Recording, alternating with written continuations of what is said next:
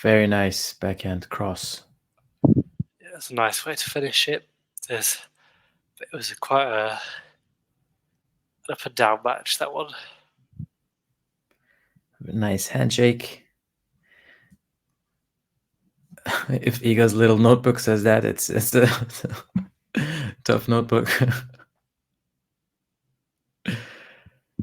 She looks happy. Krejcikova gave her a nice handshake. 10 aces from Iga in that match. What a turnaround. Guys, what a turnaround indeed. Can you hear me all right? Yes. Yes. So I've got questions for both of you. I don't want to sound clever after the event, but when Iga got the first break back, so I think it then becomes something like 3-2, I did see her sitting down because I think she held for 3-1. No, she would have broken for 3-1, then held for 3-2.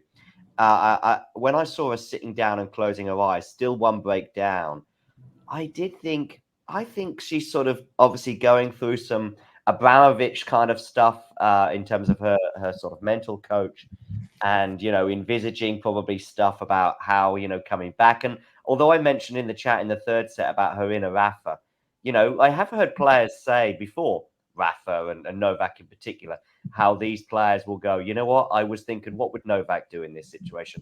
What would Rafa do in this situation? And I was also thinking at the same time about when Rafa was down a double break. I think it was to Sebi Cord in Indian Wells, and if you give up, you lose 100% of the time. If you keep trying, you'll win every now and again.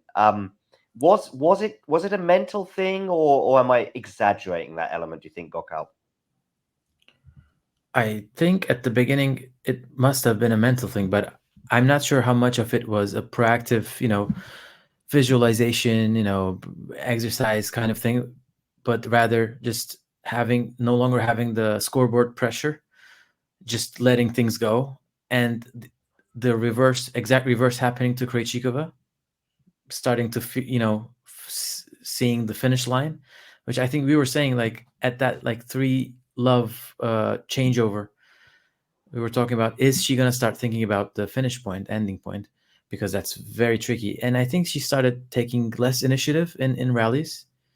She won't take more. Okay. She started playing safer on the forehand.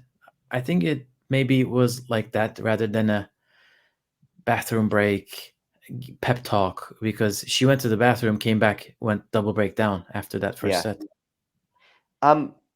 Matt, just staying on Iga for a second, is there also an element of the fact? I mean, I know Barbora's not played for a long time as well, or when I say not played for a long time, let's say she's not had more than 2 matches at a tournament probably since Wimbledon. Was there also a factor that with Iga that she probably needed a set and a half to kind of get a feel for things? Yeah. I mean, obviously, it's not just that she hasn't played since US Open, but she also hasn't played with her new coach. This is her first experience of having a different coach in like 3 years, so it's a big change for her. And I think that hold at 3-2 was the big turning point, because she faced a break point and could have gone back down to a double break, and then it might have been game over. But I think that hold kind of changed things. Yeah, right. So I think you're right. I think that'll be. I mean, actually, that probably won't be maybe a point that gets clipped up. But certainly, 3-love double break will be clipped up and put on social media that Iga won this match. Was in that first set and a half, Gokab, was it Iga sort of being way off? I actually saw some reactionary things from some fairly calm, normally calm analysts on Twitter.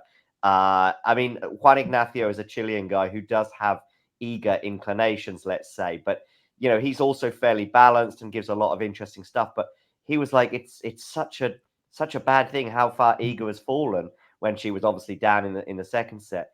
And yet I did think that was a little bit reactionary, and she managed to turn it around. But regarding that first set and a half, was Barbora fantastic? Was Iga bad? Was it a bit of both?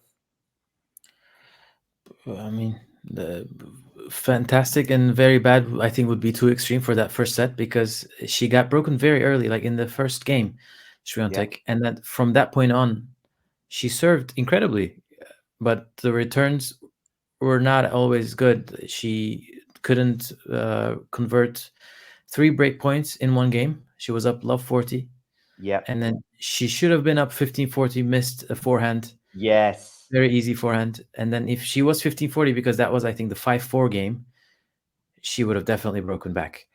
Yeah. So that would have been a different match. But like her forehand looked bad in that first set, from which she recovered, I think. So that's good. I wouldn't call it like very bad. I agreed with what you were saying as well before the match, Matt, in terms of, or as the match was beginning, that Barbora, I think I said this a couple of days ago in one of our preview shows, Barbora winning all three matches, or maybe even winning the title, and also not winning a match or even winning a set, I think I might have suggested, both of those two extremes are possible. And in a way, we saw both of those two extremes. This is kind of a microcosm of her season. I think you mentioned how 12 of her 19 wins this year have come at Grand Slams. And for a set and a half, she was the Grand Slam winner. And then for a set and a half, she played like she did for the rest of the year. Yeah, she's inexplicable, but kind of fun at the same time. She's a weird anomaly in this tournament, but I kind of like that this rule, the new rule that they brought in for the WTA, has allowed her to qualify as a Grand Slam champion this year and adds a bit of a different dynamic.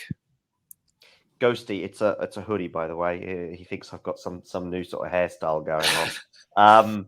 There's obviously a thing here reflecting on Iga's year and some of the matches she's won from incredible positions. Of course, it began in Australia when she was very far down against Collins. She was a break and love 40 on her serve. Maybe we shouldn't dwell on that for Daniel Collins fans too much. Of course, she faced championship points, I think 2 of them against Sabalenka in Madrid before she lifted the title that day. There was the epic scenario when she was very far down against Osaka, of course, in Paris. And then again today, obviously 6-4, 3-love down, double break.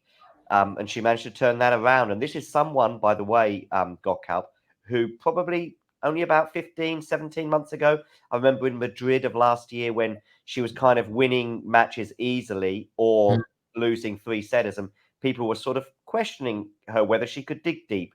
Well, I think she's answered those questions, not just today, but throughout 2024.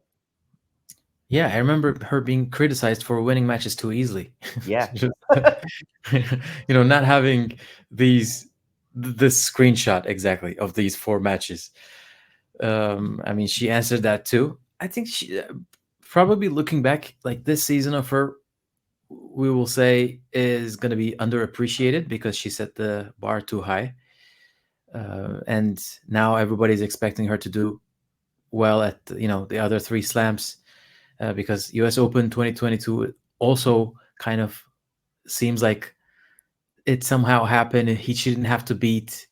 She did beat Sabalenka, by the way, in the semis, but she has to prove herself in different ways, and this was another way. You're right. Winning tough matches, toughing things out. Another one today. Indeed. Iga Swiatek has made 8 aces so far today. That was obviously a bit earlier on. The Opta aces going overload in their stats. Any final thoughts from you, Matt, before we bring this to a close? Yeah, I just think kind of back at what you both said, it's definitely impressive that she's won in the fashion that she did. And I think now she's got, I think, Coco Gauff next. I'm not 100% sure if it's confirmed, but if it is Coco Gauff next, that's someone she's more familiar with beating. I think we said 11-1 earlier. So, yeah, I think she'll probably be looking forward to that after the win today. Yeah, very much so. Gokhalp, big thanks for joining us today, Matt, as well. Great to have you guys together, and hopefully we'll catch up again soon. Thank you. Thanks, everyone. Thanks, Thank guys. you. Obviously, we'll be bringing you Coco Gauff against Jessica Pegula very, very shortly. I was kind of hoping that they would get going pretty quickly. I don't know why Barbora couldn't close it out in straights, because as a result, it's going to eat into Manchester United against Chelsea, which, of course, we all know is what we're all here for. But anyway, no, let's stop talking football. We are here to talk tennis. But yeah, thanks to you guys and to everybody else. You know the drill. If you enjoyed this video, make sure you hit that like button. Don't forget to subscribe and click that notification bell so you don't miss out on all things tennis.